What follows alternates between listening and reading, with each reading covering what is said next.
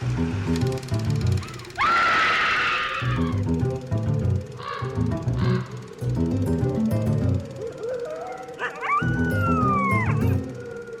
and welcome to Scream Scene, the horror movie podcast where we watch every horror movie ever made in chronological order and then we rank them from best to worst. My name's Sarah. And I'm Ben. Thank you so much for joining us today.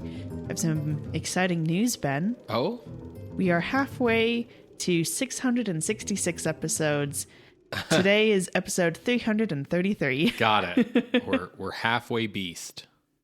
Halfway beast. Amazing. How are you doing today? I'm doing pretty good, Sarah. Yeah. From my point of view, October and the spooky season is fast approaching, but... It's like 2 days away, dude.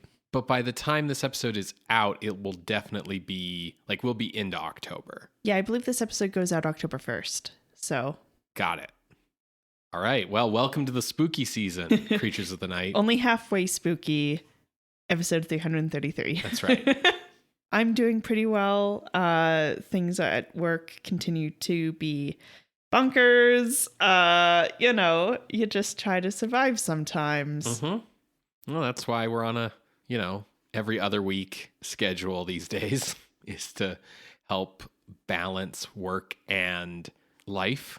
Do you think I could convince my boss to let me do like a bi-weekly work schedule, but get the same amount of money? Right. Yeah. That would work out just fine. I'll figure out how to approach my boss about that while you tell us what we are watching today.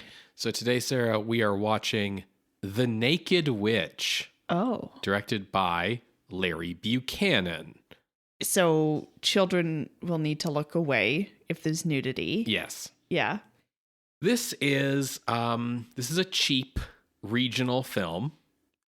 Really? With a title like that? I thought it would have gotten general release. Yeah, it's definitely like from the kind of sexploitation circuit.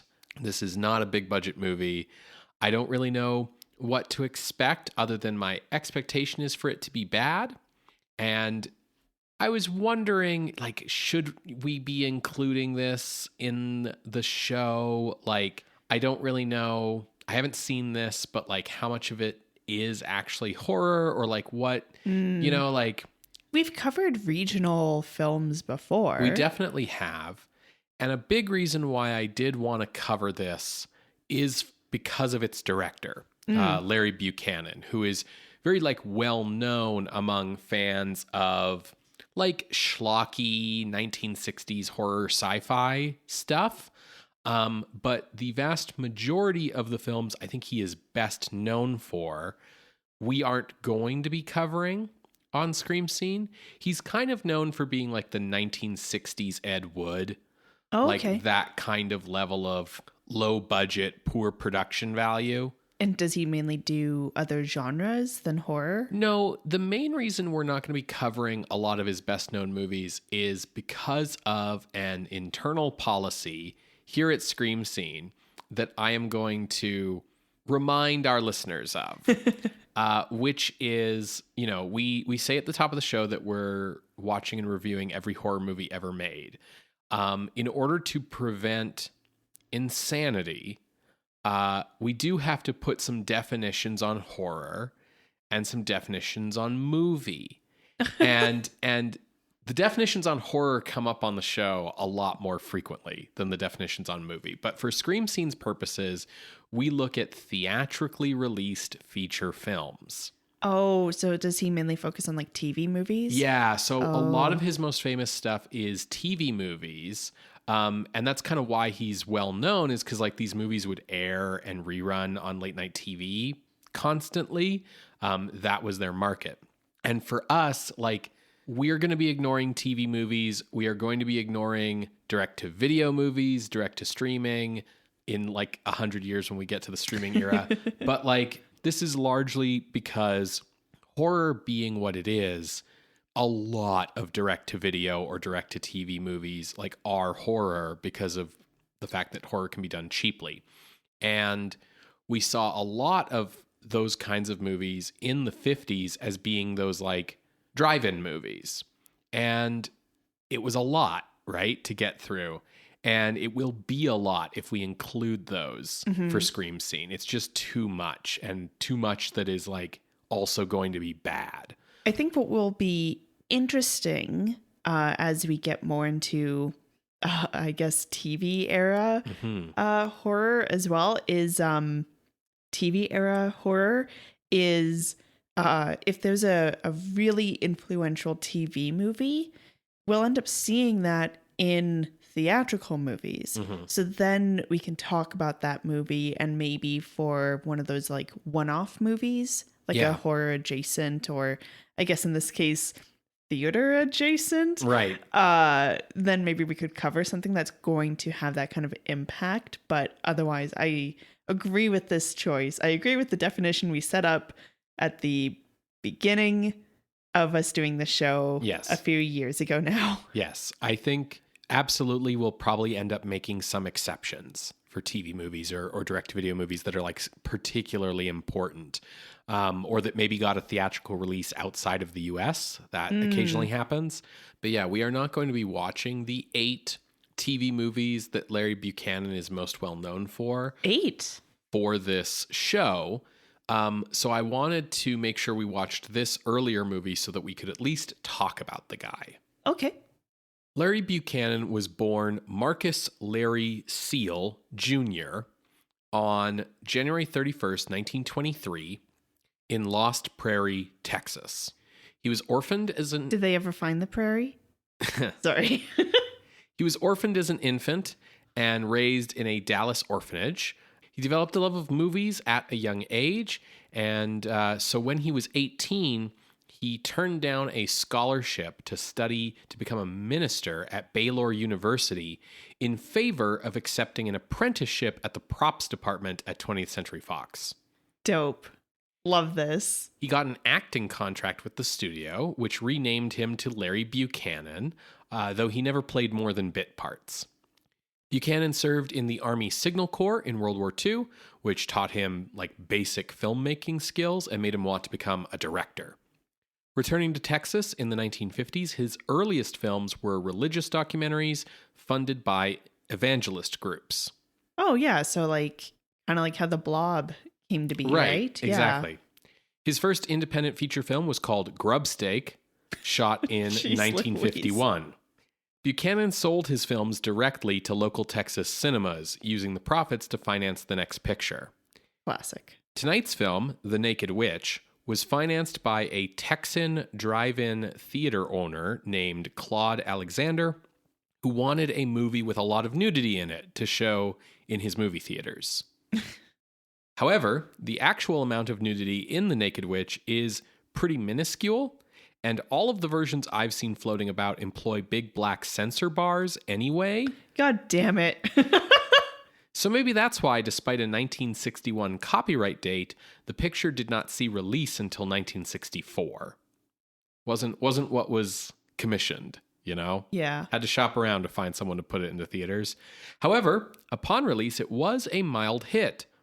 The movie cost a measly $8,000 to shoot. Oh my God, that's nothing. And it grossed $80,000. Holy shit, that's 1,000%? Yeah, it made 10 times its budget. Yeah. Holy moly. Yeah, so, you know, good return on investment. Yeah. The film's success led to Buchanan's career as the Ed Wood of the 1960s. He made all kinds of exploitation movies, like biopics of celebrities done really, really cheaply, alternate history movies like The Trial of Lee Harvey Oswald.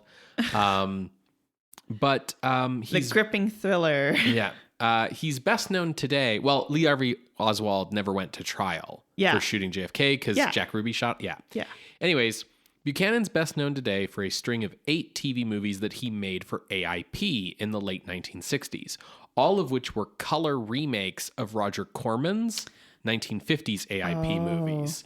The whole idea here being that once color TV kind of came into vogue in the late 60s, AIP felt they couldn't sell black and white movies to color TV stations, so they wanted color remakes of Roger Corman's movies in order to sell them for TV. So you have to imagine these Larry Buchanan movies are basically Roger Corman, Paul Blaisdell movies from the 50s shot even cheaper and faster in color.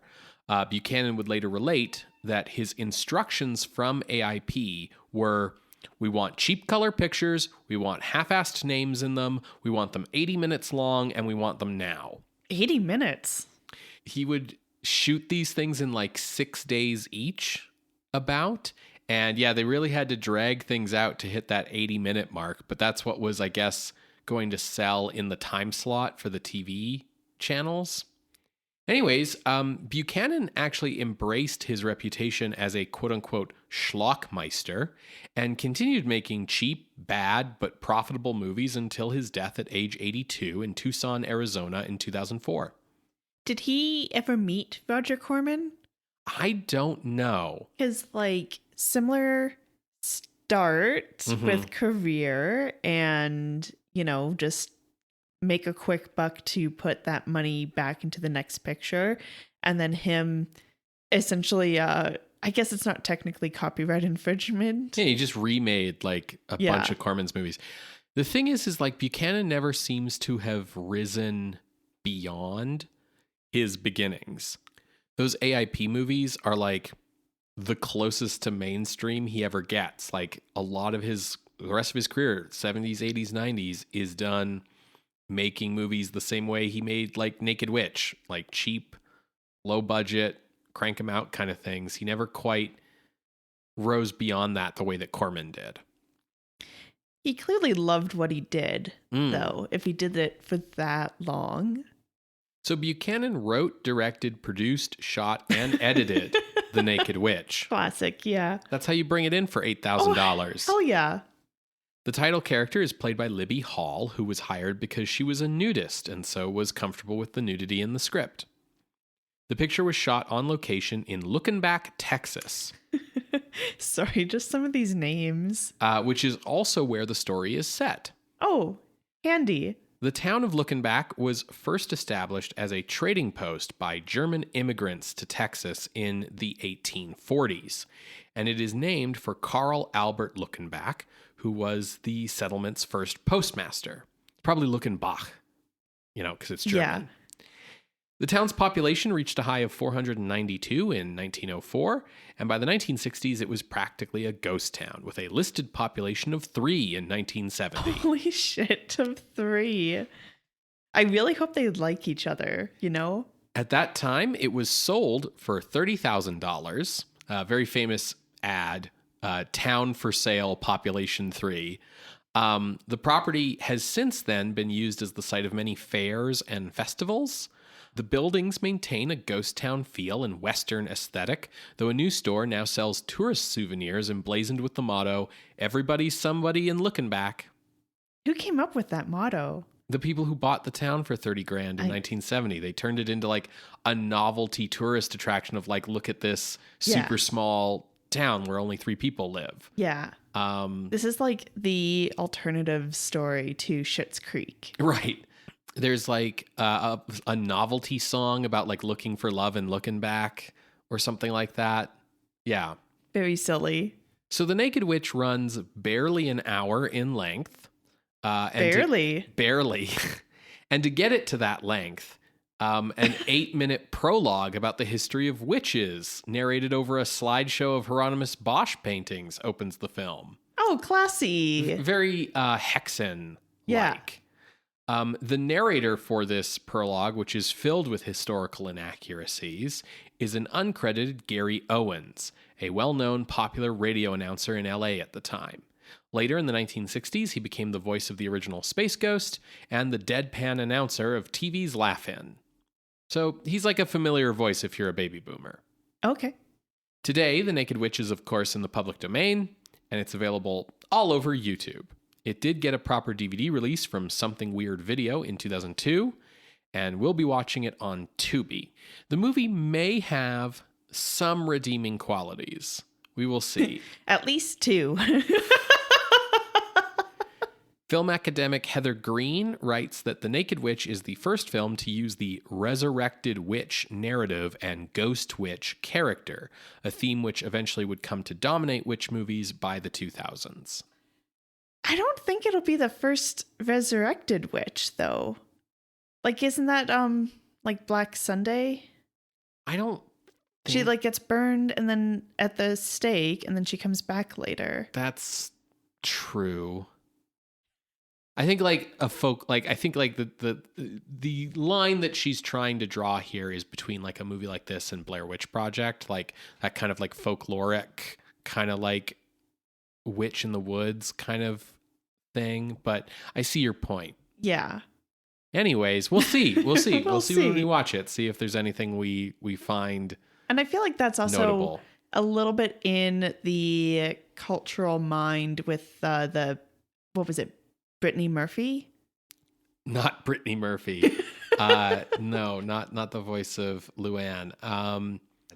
The hypnotist thing. Past lives thing. Yeah, Yeah. I mean, we saw Roger Corman deal with that in one of his movies. Bridie Murphy. Bridie Murphy. Not Brittany Murphy. Yeah. So it's if this historian is correct, I can see the natural evolution from, I think it was Corman's picture where it was called like, it was like... Was it the undead or was it the unearthly? It was the undead. Yeah. Was it. Yeah. So Bridie Murphy style, like girl remembers her past life as a witch, and then that kind of brings up strange occurrences in the modern day. So yeah, I can see it being in the cultural mind right now. Yeah, I think the idea here is like in Black Sunday, that whole movie is still period. Like even when she comes back like still in a period setting, not a modern setting. And the idea here is like the witch who's been like burned at the stake or whatever back in like not pioneer times, but you know, like Puritan times, and then like comes back for revenge in the modern day, right? Okay. Well, we will have to take a look at it. Well, we certainly are going to. Folks, if you would like to also take a look, it's because it's on YouTube. It will be on our YouTube playlist, which you can find on our website, screamscenepodcast.com. You're going to hear a brief musical interlude, and when we come back, we will discuss The Naked Witch from 1961, directed by Larry Buchanan. See you on the other side, everybody.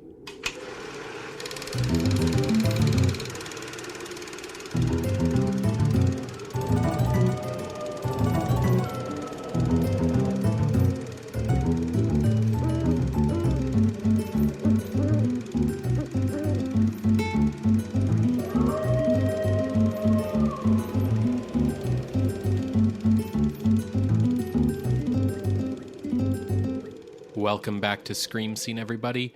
We just finished watching The Naked Witch from 1961, directed by Larry Buchanan.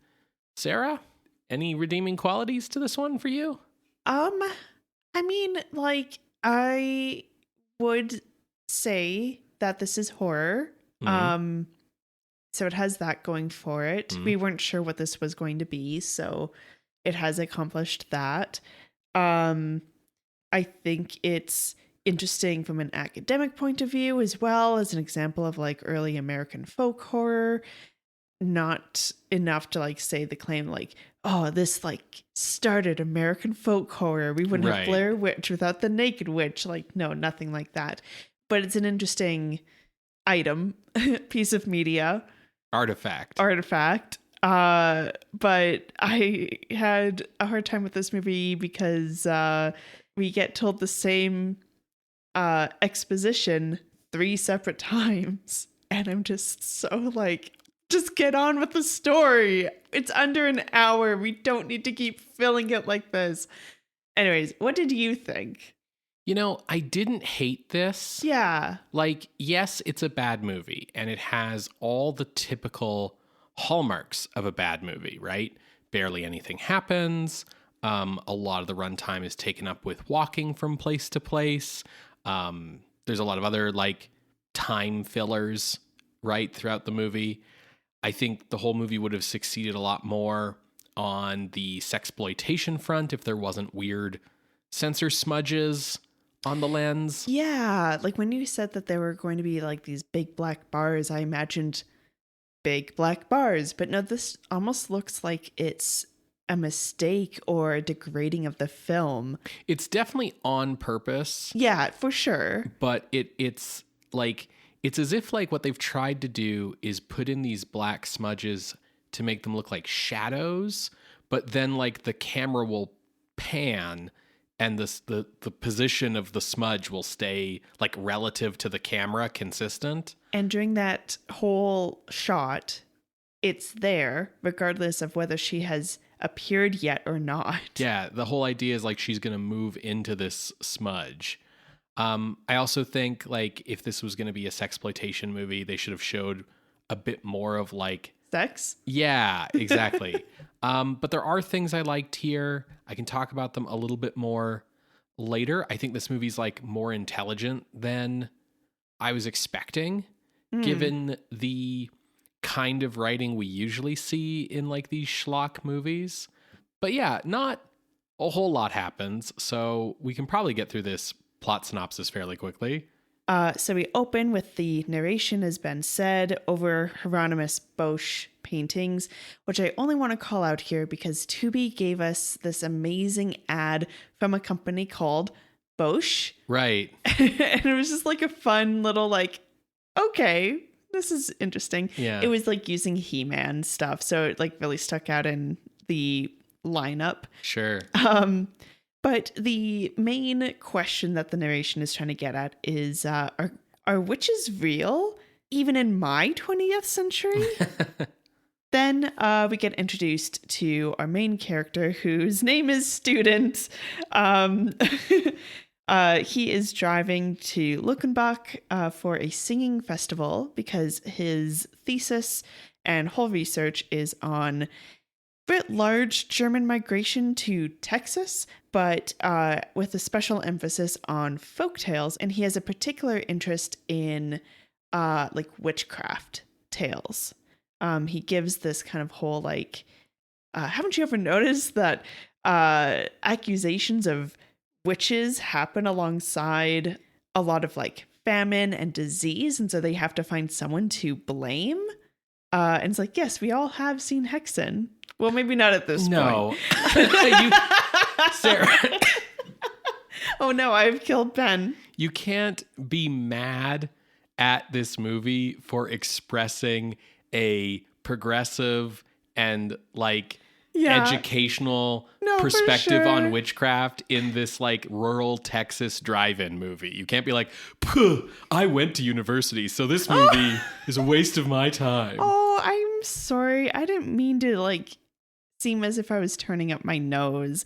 It's just we covered Hexen so early in the podcast, so that's like where my brain is at. But of course, as we cover in that episode on Hexen, it doesn't really get seen very much by a large audience until like the late 60s. Yeah, later this decade. Really, because I think of the rise of like folk horror and stuff like that, right? I do think it's interesting that, and I was going to talk about this a little bit more later, but I do think it's interesting that the student's view of witchcraft, points out that it was a scapegoat for hard times and that women suffered unjustly. And like he, talks about like this idea that like we've seen expressed in Hexen, but that's like very much at odds with the tone of the opening narration, which is very like, witches sold their soul to Satan and had orgies with demons, and Europe had to send out armies of witch hunters to defeat them and whatever. It like the opening narration presents the history of witchcraft like really like at face value. Yeah. And then the student in the movie gives the like more realistic explanation, I guess. Anyways. So in this town, the student learns from a local girl whose name is Kirska. She is the granddaughter of the person who runs the inn. He learns from Kirska about the widow witch, or the Luckenbach witch. According to this story, 100 years ago, Kirska's family's patriarch is the person who accused this widow of witchcraft to basically get out of the affair he was having with her. She was like, you have to choose between me or your wife, or you at least need to stand up for me because everyone is pointing fingers at me with rumors of witchcraft. And he's like, I started those rumors and now we're here to take you and kill you. To kill her, it's not like a burning at the stake. And as usual, there's no trial. Basically, they take her to the graveyard and they stake her as if she were a vampire and then bury her. Bury her like 7 inches deep. Yes. Yeah. It is a very, very shallow grave. Maybe it was deep 100 years ago, but erosion, this is after the Great Depression, maybe those Dust Bowl storms. That's very, very generous of you to this movie. I'm a generous person. Right. I feel like maybe I need to be generous because I poo-pooed it talking about witchcraft as a scapegoat. A true thing that like people should learn about. We learned that this widow said that she would get her revenge and that she would kill any remaining family members of the Shinig family, the family of the man who accused her, and the family who still runs the inn. So the innkeeper, Kirska, and then apparently the miller is also related to them. Yeah, the miller is Kirska's uncle. So the student is curious about this story. He goes to the local graveyard, finds her grave, and is just so overcome with academic curiosity that he digs up the 7 inches of dirt that's covering her body. With his bare hands. With his bare hands, his bare human hands, and sees her, removes the stake, and immediately she almost like reanimates. She like regrows like her skin and blood and everything. Yeah, she was like a mummified corpse.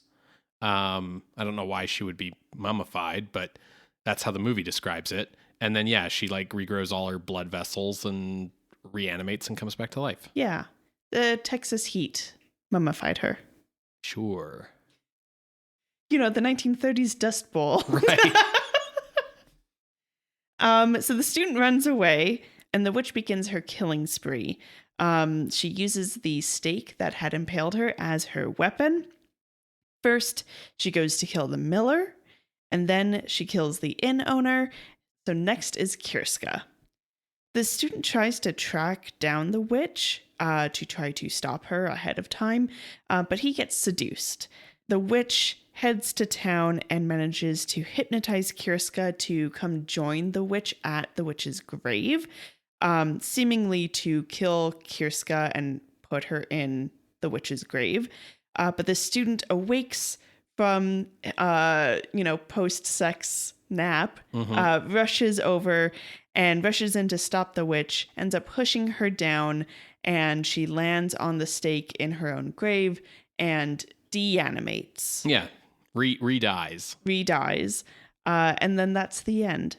Some parts that I glossed over that I think we will want to emphasize here is the witch, when she kills the miller, he's like walking by a river, and she has this like thing that she says that's like won by water.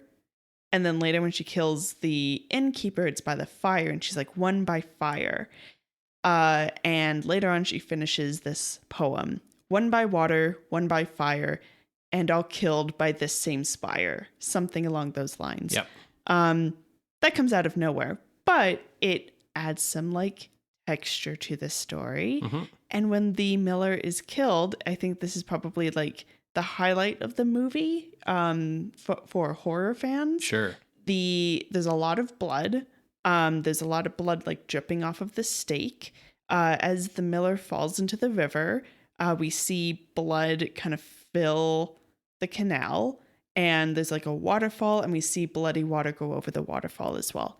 So like really neat ideas going on in that killing. Mm-hmm. Yeah, I really liked that bit with the miller and the blood and everything. I think that is the highlight of the movie. Some other things I liked about the movie, I liked the character of Kirska. She doesn't get like a lot to do or say in this movie. One of the things that doesn't come across in just giving a plot synopsis about this movie is most of the movie is almost like a silent movie with narration. There are like some dialogue scenes if they happen indoors, but a lot of the movie, which was shot on location in this town and the surrounding countryside, clearly they didn't want the hassle of like recording on location sound. So like there will be scenes where we see the student talking to a character, and rather than hear their conversation, we'll get voiceover from the student who narrates all of the movie except the prologue, and he'll be like, I talked to the miller about where to go in the town, and he told me to do this. So a lot of the characters are really underdeveloped because there's not a lot of dialogue here. But Kirska is kind of interesting to me because of a bit where this boy from outside comes into town and she's like, what are the girls outside this town wearing? You know, here we all wear like simple German traditional garb. And he's like, oh, okay. And he's talking to her. And then later she's like, oh, I can help you with finding information about this witch. A lot of the old people in town don't want to talk about it because superstition.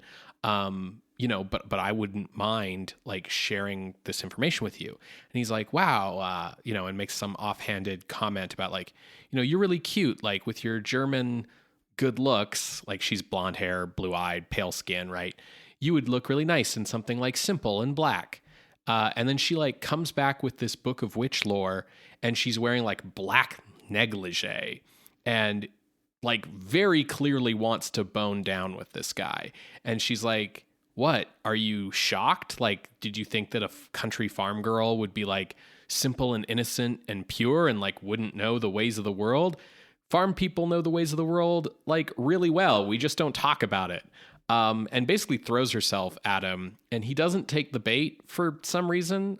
He's dumb. He's very interested in this book. Yeah, he's way too interested in the book. She leaves and he immediately gets to reading. Yeah, what a dope. But I thought that was interesting. Like, she's not just a goody two-shoes.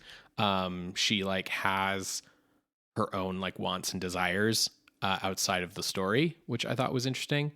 As I said, I liked that the student's view of witchcraft was like, hey, this was a scapegoat used against women in times of trouble and need. And he doesn't like take this, you know, fundamentalist viewpoint of like, oh, like sinful women like deserve to burn or whatever.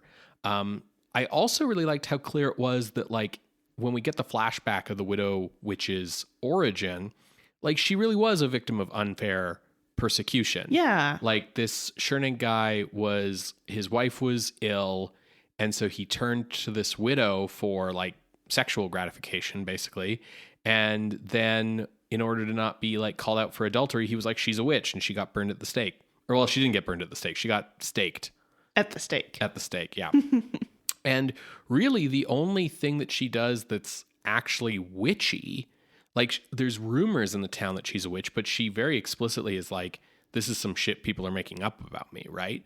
So it's only really her curse that she makes as she dies, where she's like, I will return to kill all the people in this family, that makes her a supernatural threat. Like on a technicality, she isn't a witch. Like she's a revenant, right? She's come back to life. Sure, yeah. From the dead to enact a revenge, right? That's a revenant.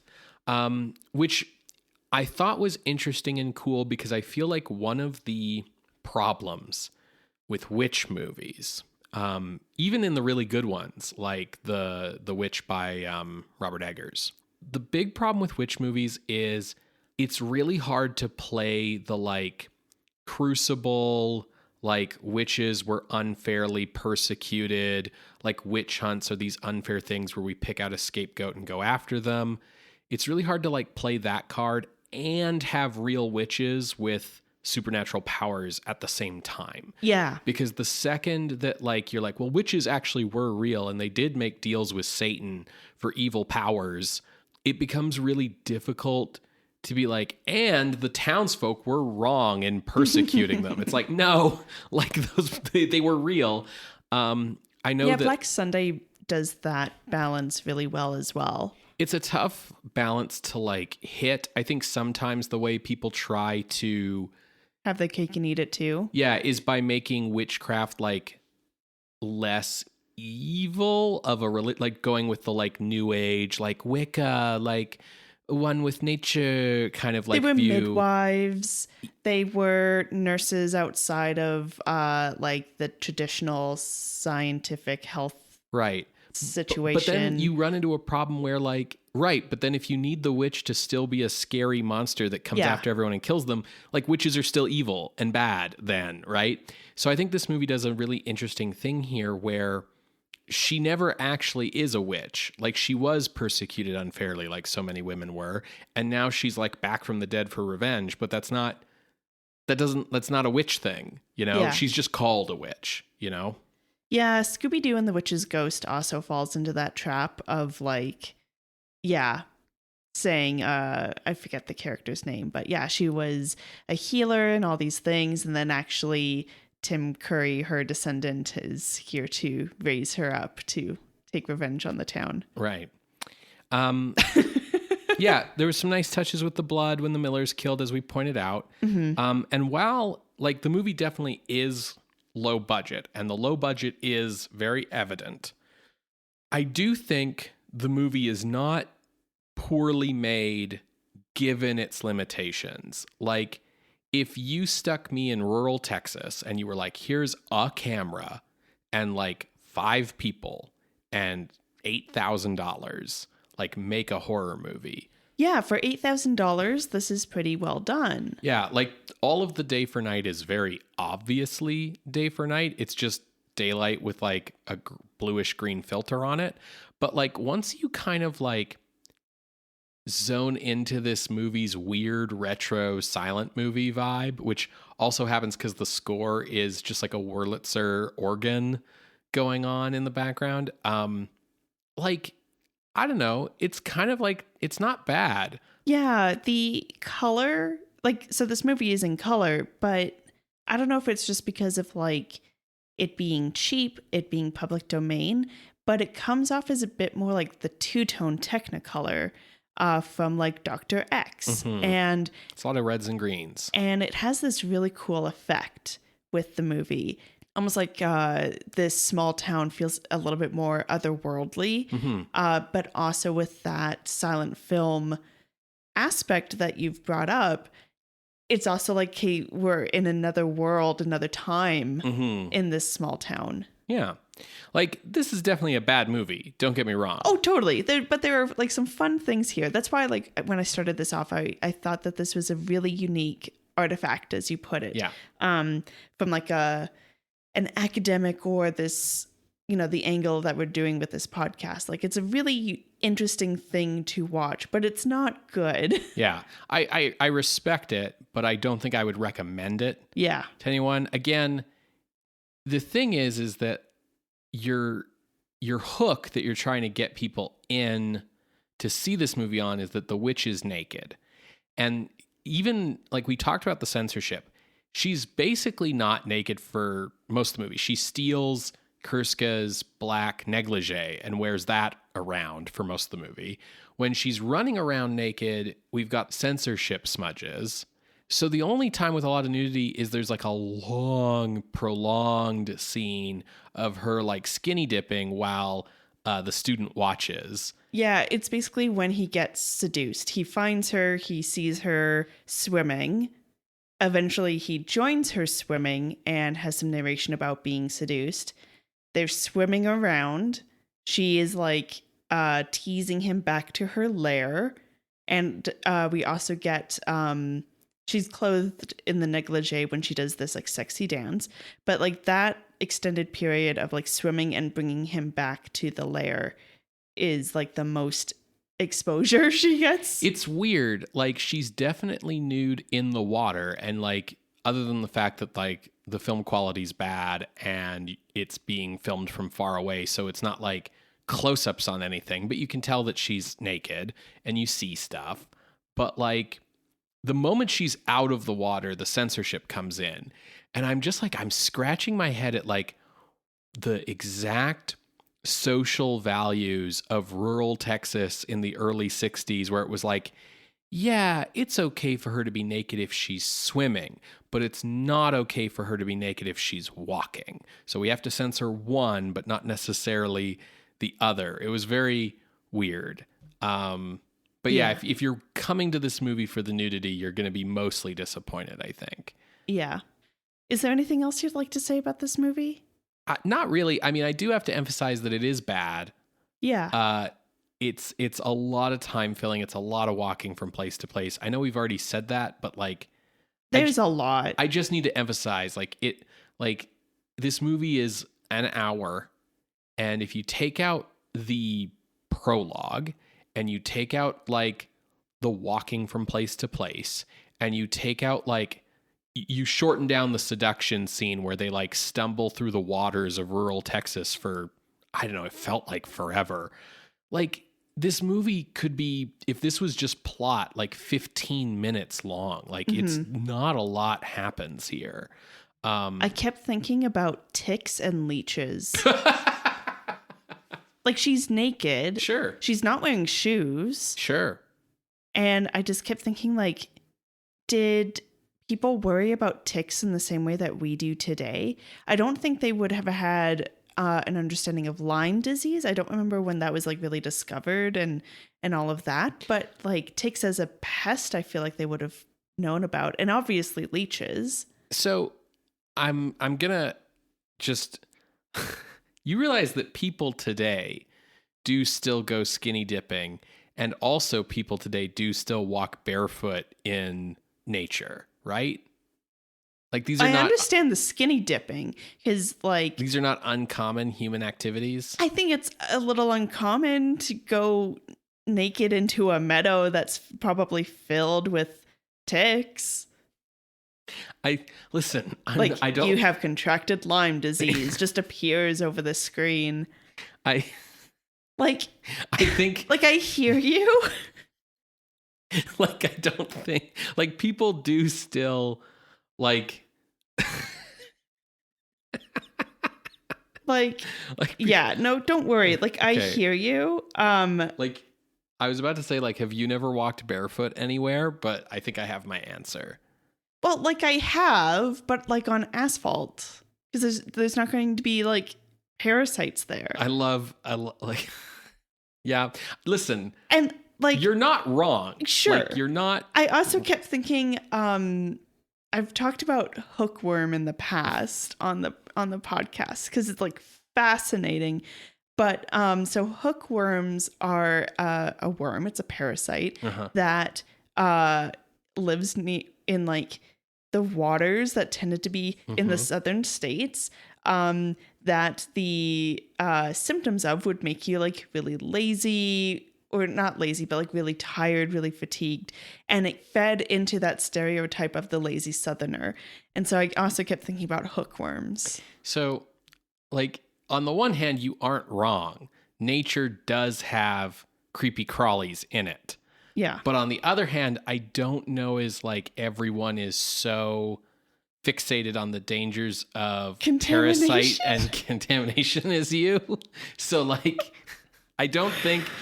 Don't worry. That's just the OCD parts flaring up. Like, I don't think her wandering around in nature naked is like a function of like, in the 60s, people didn't know it was dangerous to be nude, like outdoors. Well, I think I was also thinking about it because you introduced her in the context setting as like, she was cast because she was a nudist, so she was comfortable being naked on camera. Yeah. And I'm like, sure, but are you comfortable being naked in a field full of ticks?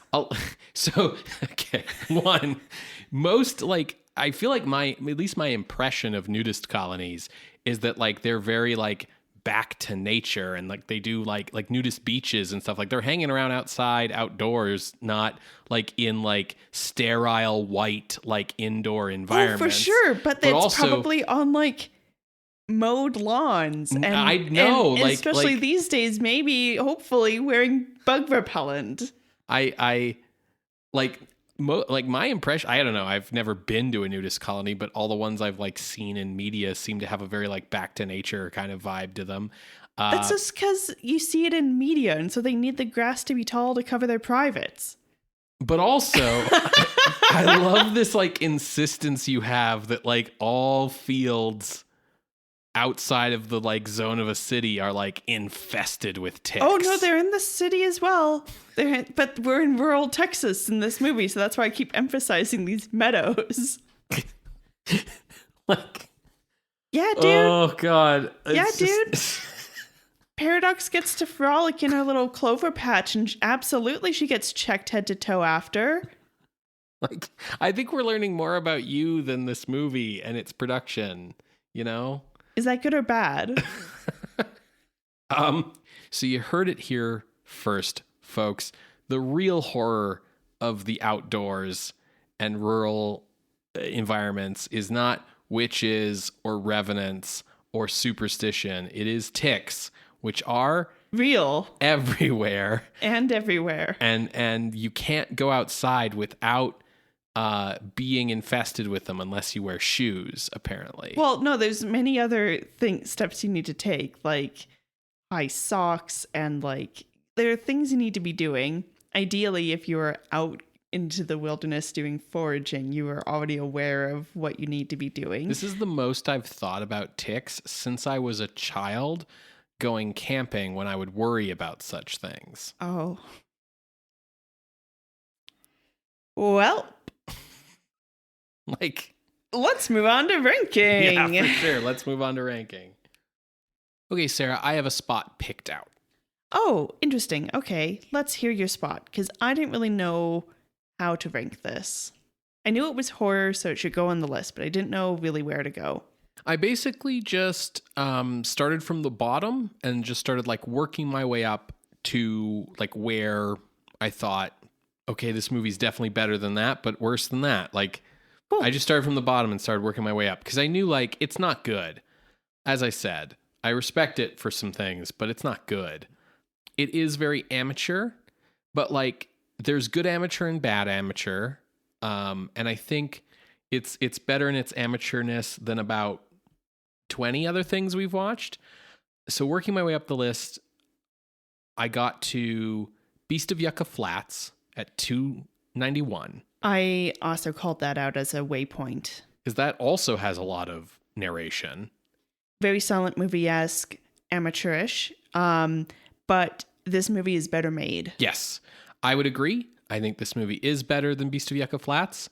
Right above Beast of Yucca Flats is Untitled Chapter, or I think it's called like Terror on Spider Island in English or something like that, which shares with this movie kind of like a sexploitation theme where it's a bunch of sexy babes on an island who get like picked off by like an evil mutant radioactive spider, giant spider thing or something like that. Like a were-spider. Like a were-spider. And I think I'm going to have to put Ein Totterhingham Nets above The Naked Witch because I think it does a better job of being sexy. Yeah, I would agree with that. So I ended up with just like 291 as my spot. Yeah, like Beast of Yucca Flats was a waypoint for me. Another movie, because I also was just kind of like looking through here. Another movie that I was thinking about is El Mundo de los Vampiros, The World of the Vampires, in terms of the paddedness, but still doing something interesting. That is at 288. And then I think like the lowest sexploitation, like specifically sexploitation as a genre movie down here is Sex Maniac at 274. So that was also a spot that I was using as a waypoint. But no, I feel ya. Dear listeners, I got an email from Kino Lorber recently telling me all about their new 4K restoration of Sex Maniac. And boy, there's a movie I never thought I would see the words 4K restoration applied to. Holy smokes. Anyway, I feel like that means Kino has been listening to the podcast. They must, because how else would you even know or care about this movie? Anyways, are you happy with that spot? Yeah, I think it makes a lot of sense. I think your point about the sexiness, I think even the way that it handles the like people getting picked off, the like We're trapped here on this island, and yeah. I will say another thing I respect about this movie. The villain has a list of 3 people to kill, and she kills like 2 out of 3 and then gets stopped before the 3rd. That is the correct like arc of a movie like this. Don't give me like, I'm going to kill these 30 women on this school bus and I'm going to kill one of them 20 minutes in, and then I'll threaten to kill the lead character's girlfriend at the 50-minute mark, and that's it. Like, no. Yeah, she had goals. And she killed all the people who we didn't care about. And that's what should be happening in a horror movie. Cool. Well, if we're happy with this, then entering the list, the new number 291 out of 304, I believe that makes the list, is The Naked Witch from 1961, directed by Larry Buchanan. It will now be out of 310. Oh, wow. Oh, okay. I'm bad at reading, apparently. If you would like to see this list, you can go to our website, screamscenepodcast.com. That's where you can also find links to the other episodes that we have mentioned today, as well as our appeals box. If you would like to contest this or any other ranking, you can drop us a line through our Ask box on Tumblr, or you can reach out over email at screamscenepodcast@gmail.com or over Blue Sky. Scream Scene updates every other Wednesday on SoundCloud, Apple Podcasts, YouTube Podcasts, Spotify, wherever else fine podcasts are found. You can subscribe to the show and make sure you never miss an episode using our RSS feed. And you can help support the show by telling a friend about it. We're in October. People want those spooky classic horror movie recommendations. So tell people about the show. Tell them about the list. Get them listening to the show. We would really appreciate it. It's kind of the biggest month for us for growing our audience. If you already really enjoy the show and you want to help support us and help support all the cool bonus things that we like to do for our listeners, you can head over to patreon.com/screamscenepodcast, where you can become a patron of the night for as little as $1 a month. Patrons get access to all kinds of cool things we do. We always do something cool and extra in October for Halloween, for instance, and you can find all of the past examples of that by joining up on the Patreon and help support whatever's coming this year. So once again, that's patreon.com/screamscenepodcast. Well, Ben, this episode and the last movie for last episode were movies that came out in sort of 1961, but also kind of later. Mm-hmm. Will we finally be moving on to 1962? Yes. So next week, we are moving into 1962 with La Strage dei Vampiri, or Slaughter of the Vampires from Italy. Very nice, very nice. We will see you then, creatures of the night. Bye. Bye.